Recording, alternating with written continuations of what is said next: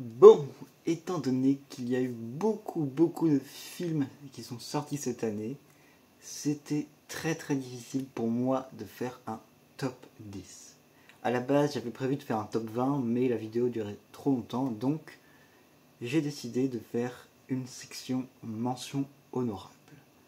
C'est-à-dire que j'ai pris à peu près 5 films, ou une dizaine de films que je n'ai pas mis dans le top, mais que j'ai apprécié. Alors, s'ils ne sont pas dans le top, ça ne veut pas dire qu'ils sont moins bons que...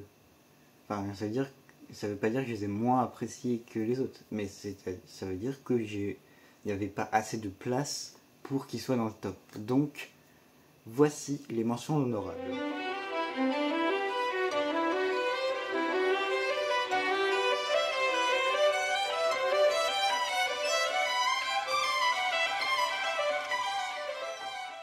Bien, et je voulais aussi vous dire que, vu qu'il y a eu beaucoup de films qui sont sortis cette année, il y en a que je n'ai pas pu aller voir.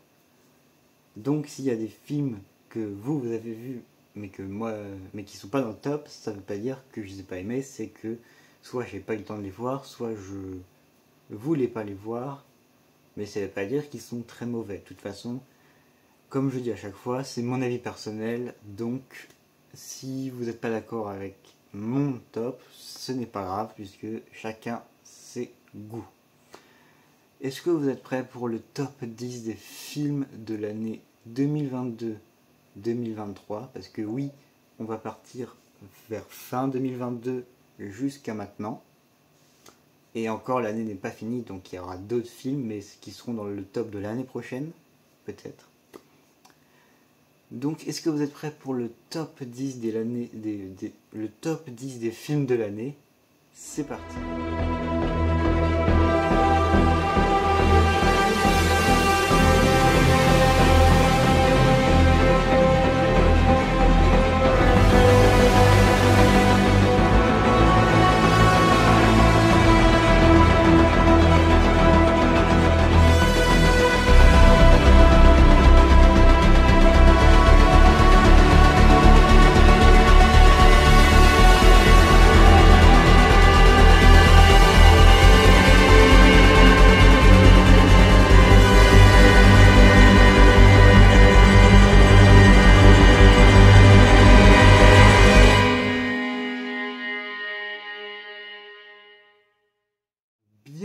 Bien, on va commencer avec du lourd, du très lourd, comme disent Allociné. Vous le savez, pendant les vacances, vous avez sans doute dû entendre un débat entre deux films qui sont sortis le même jour. Vous voyez très bien de quoi je veux parler, puisqu'il s'agit du débat Barbenheimer, qui opposait Barbie à Oppenheimer, et donc qui étaient deux gros, on va dire, films très attendus de cette année. Je vous rassure, les deux sont dans le top, mais lequel sera en 10e position? Et bien c'est ce qu'on va voir maintenant. Il s'agit de Barbie. Alors, pour ceux qui ont vu Barbie et qui ont apprécié, moi, c'est un film que je suis allé voir comme ça, parce que je me suis dit, ça a l'air complètement barré, donc pourquoi pas passer un bon moment et rigoler. Et c'est ce qui s'est passé. Le film est extrêmement drôle, les acteurs jouent extrêmement bien, c'est n'importe quoi. Je suis allé voir le film, je ne connaissais même pas l'histoire, je ne savais même pas où le film voulait m'emmener. Parce que moi, généralement, quand je regarde un film, je sais ce qui se passe, enfin ce qui va se passer, qu'est-ce que raconte le film, mais là, j'y suis allé en mode, je verrai bien ce que ça donne, et voilà. Et si le film est dans ce top, c'est qu'il y a une bonne raison, c'est que je l'ai apprécié, mais moins bien que les 9 autres. Donc voilà, Barbie en numéro 10. De toute façon, j'ai déjà fait une critique de ce film sur ma chaîne YouTube. Si vous ne l'avez pas vu, allez le voir. Donc voilà, vous avez à peu près mon avis détaillé sur le film dans la critique. Voilà, on va passer au numéro 9 maintenant. Pour le numéro 9, c'est un film français qui a été très très attendu puisque c'est entre guillemets un film d'action. C'est un film qui est une adaptation d'une œuvre littéraire et dont la suite est prévue pour décembre. Voilà. Alors je vais pas vous mentir, j'étais très très hâte pour ce film. La première bande-annonce envoyait du lourd, du très très lourd, encore une fois comme disent Allociné. Et du coup, j'y suis allé en me disant ce film va être incroyable. Alors le film était très très bien, mais je l'ai mis en 9ème position parce que les autres sont quand même meilleurs. Mais euh, il y a aussi, vous savez, quand on apprécie une séance, c'est parce que le film était bien, mais aussi parce que l'expérience était bien. Parce que ce qui s'est passé pendant la séance était bien. Là, je vais pas le, je vais pas le développer, mais il y a eu certaines choses durant la séance qui m'ont un peu énervé. Voilà. Vous savez, les trucs basiques des gens qui parlent, etc. Donc, j'étais pas à fond dans le film, mais c'est pas grave. Et c'est vrai que j'ai oublié de vous dire de quel film il s'agit, mais il s'agit des Trois Mousquetaires de Martin Bourboulon. Donc, voilà. Les Trois Mousquetaires, je suis allé le voir. Je me suis dit, ça va être un bon film français avec un bon casting. Et malheureusement, il y a toujours des gens pour gâcher. Voilà, donc à cause de ça, j'étais pas pris dans le film. Donc je n'ai pas apprécié grandement, mais ça n'enlève pas le fait que ça a été un très bon film. Voilà, on va passer au numéro 8 maintenant. On reste dans les films français avec un film cette fois qui est un peu plus sérieux, et le mot est très très bien choisi puisque dans le titre il y a le mot sérieux. Mais c'est un film qui est un peu plus émouvant.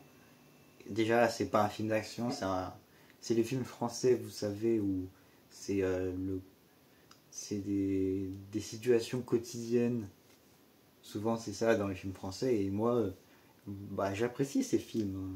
Les films qui montrent la vie d'une certaine personne, comment, ou d'une certaine profession, comment ça se passe dans leur vie, bah ça m'intéresse. Et là, ce film, c'est un métier sérieux qui raconte l'histoire donc d'un groupe de profs.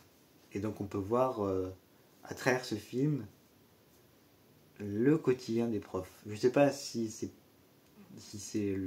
vraiment ça, mais en tout cas, on a une idée de ce que peut donner la vie d'un professeur. Et le film était très très bon, j'ai passé un très bon moment. En tout cas, une fois, le casting était incroyable. Mais voilà, c'est un très très bon film français. Et j'ai passé un très très bon moment. Voilà, on va passer maintenant au numéro 7.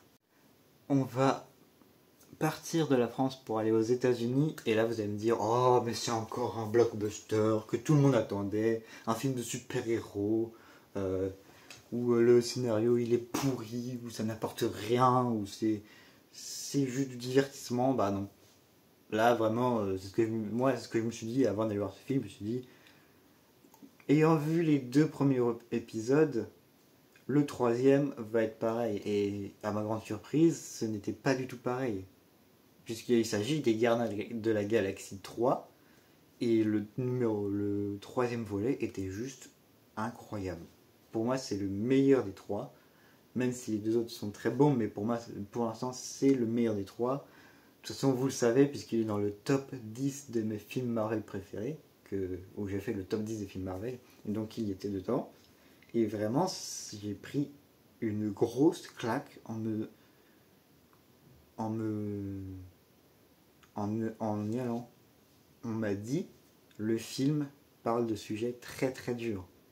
De toute façon, pour ceux qui ont vu le film, vous savez à quel point les sujets qui sont abordés sont assez horribles, puisque pour vous contextualiser un peu, on apprend les origines de Rocket. Rocket, donc pour ceux qui ne savent pas, c'est le raton laveur. Et donc on apprend pourquoi il est devenu comme ça. Parce que depuis le début, beaucoup de gens se disent, mais comment un raton laveur peut parler? Bon, après vous allez me dire, c'est Marvel, il y a n'importe quoi dans Marvel, mais voilà. Et puis là, dans ce film, on apprend les l'histoire, on commence à connaître l'histoire de Rocket. Et c'est vraiment très très difficile. C'est pour ça qu'il est sorti du lot, parce que c'est pas ce qu'on a d'habitude dans les films Marvel. Et donc ce film-là en particulier était très très bon Marvel. Et vraiment Marvel, ils m'ont surpris. Voilà. On va passer au numéro 6. Et après on va attaquer le top 5. Bien, donc le numéro 6, on repart en France avec un réalisateur que j'ai découvert l'année dernière et à qui je suis très... Enfin, et que j'adore. J'ai vu 2 de ses films, dont celui-là, mais les 2 films que j'ai vus m'ont incroyablement impressionné, m'ont plu, voilà. Et notamment le premier film que j'ai vu est dans le top 10 des films de l'année dernière. Il s'agit du réalisateur Albert Dupontel, et là on parle de Second Tour. Donc l'année dernière j'avais vu Adieu les cons, et je vous rappelle, ce film était juste un film qui m'a fait encore plus apprécier le cinéma, avec notamment ses plans qui sont juste incroyables. Et du coup je me suis dit, vu que j'ai vraiment apprécié Adieu les cons l'année dernière, je me suis dit, là cette année, je vais aller voir ce film en voyant ce que ça donne. Et j'ai beaucoup apprécié. C'est incroyable comment ce réalisateur est talentueux, comment il arrive à nous faire passer plein de messages, comment les plans sont encore très très bien faits. Et c'est un film qui est à la fois rigolo et émouvant. Et donc c'est juste une grande claque. Franchement, les films de cette année sont juste tous incroyables. Et c'est ce qu'on va voir notamment dans le top 5. On repart aux États-Unis, si je ne me trompe pas, avec un film de science-fiction qui se passe dans un univers futuriste. Ce film, pourquoi je l'ai vu? Parce que je suis un très très grand fan des films qui se passent dans des univers qui sont dans le futur. Comme par exemple, il y a Dune, il y a aussi Star Wars, qui est ça, il y a Blade Runner. Voilà, des films où il y a des technologies, des univers que l'on ne connaît pas, et donc on découvre tout cet univers dans le film. Et là, ce film, j'ai vu le résumé et je me suis dit, ce film a l'air d'être incroyable. Il s'agit de The Creator, pour ceux qui ne savent pas, c'est un film qui traite des intelligences artificielles. Et ce film était juste incroyable. C'est juste une énorme claque, c'est un des meilleurs films de l'année, c'est pour ça qu'il est dans le top 5. Mais les 4 autres sont au-dessus. Voilà, The Creator en numéro 5, on va passer au numéro 4. Bon, je pense que tous ceux qui ont vu le film, ce film-là, seront tous du même avis, puisque c'est un film qui a gagné, je crois que c'était la Palme d'Or, si je ne me trompe pas, je suis pas sûr. Il avait une récompense pour le meilleur film de cette année dans un festival, je ne sais plus si c'était... Ça devait être le festival de Cannes. Et quand je vous ai dit ça, vous avez tout de suite trouvé le film, c'est Anatomie d'une chute de Justine Triet. Ce film est juste incroyable.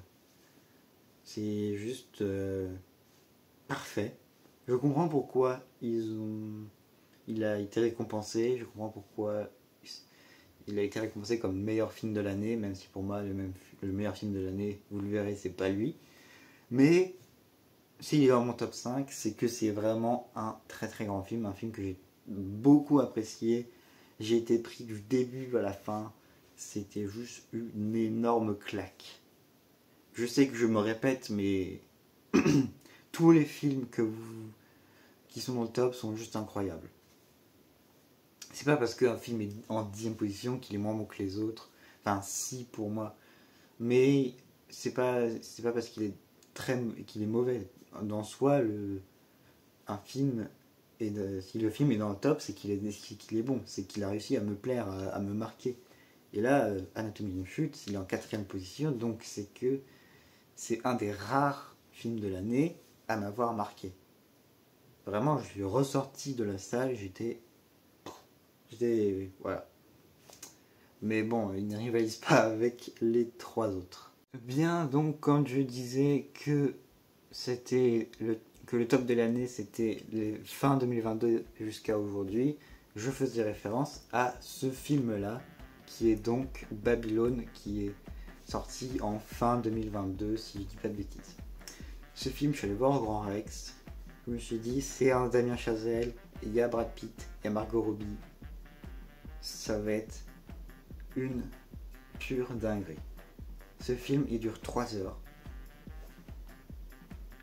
L'introduction qui met du début jusqu'au titre, la séquence qui est du début jusqu'au titre, elle dure 30 minutes. Le film, il dure 3 heures, mais les 3 heures, on ne les voit pas passer. Voilà. Et ce film était juste incroyable, il était complètement fou, il était marrant. Les acteurs sont juste incroyables, que ce soit n'importe quel acteur, ils jouent tous très très bien. Damien Chazelle, franchement, il me surprend de jour en jour. De toute façon, je l'ai déjà dit, mais c'est un des meilleurs réalisateurs que le monde ait connu. Tous ses films sont bons, que ce soit La La Land, Whiplash, Babylone. Voilà, c'est juste une pure dinguerie ce film. J'étais incroyablement... c'était juste incroyable. Il n'y a pas de incroyablement surpris ou quoi, c'était juste incroyable. C'est juste une masterclass ce film. J'ai fait une critique pareille de ce film. Donc voilà, de toute façon les 3 films qui suivent, enfin les 2 films qui suivent du coup, j'ai fait une critique, donc si vous voulez un avis détaillé dessus, allez voir les critiques. Bah voilà, on va passer au numéro 2. Là, pour ceux qui sont là depuis le début de la vidéo, vous vous dites, attendez, il a dit que le débat Barbenheimer, les 2 films étaient dans ce top. On a eu Barbie, mais il est où Oppenheimer? Bah, il est là. C'est le 2e film, le 2e meilleur film de cette année. C'était juste... C'est pas une claque là que je me suis pris. C'est plus que ça. Ce film, il dure 3 heures. Du début à la fin, tu es aspiré par le film. Je dis bien aspiré. Tu es vraiment scotché par ce qui se passe dans ce film. Les scènes sont juste incroyables. Le scénario est magistral. Le casting est très très bien choisi. Et vraiment, c'est un film de Christopher Nolan. Pour ceux qui ne savent pas, Christopher Nolan, c'est celui qui a fait Inception et Tenet. Des films qui sont très très durs à comprendre, où il faut plusieurs visionnages pour comprendre les films. Mais là, forcément, c'est un biopic. Ça parle de Oppenheimer, qui est l'inventeur de la bombe nucléaire. Je crois, je sais plus si c'est la bombe nucléaire ou atomique, mais voilà. Et donc, forcément, pour que un biopic soit bien, il faut quand même qu'il soit compréhensible. Même s'il y avait certains trucs que moi j'ai pas compris. Mais vraiment, c'est juste une pure dinguerie. Je sais que j'ai fait une critique et que ça sert à rien, que je m'éternise dessus pendant 3 heures à vous dire que c'est un excellent bon film, que c'est un des meilleurs films de Christopher Nolan. Et je ne m'en passe, c'est un des meilleurs films de Christopher Nolan. Pour moi, les meilleurs films de Christopher Nolan, il y a The Dark Knight, Inception et Oppenheimer. Les 3 films là, ce sont les 3 meilleurs films de Christopher Nolan. Je ferai peut-être un top 5 de ces films. Mais pour l'instant, pas de suite. Et donc, Oppenheimer, vraiment, c'est juste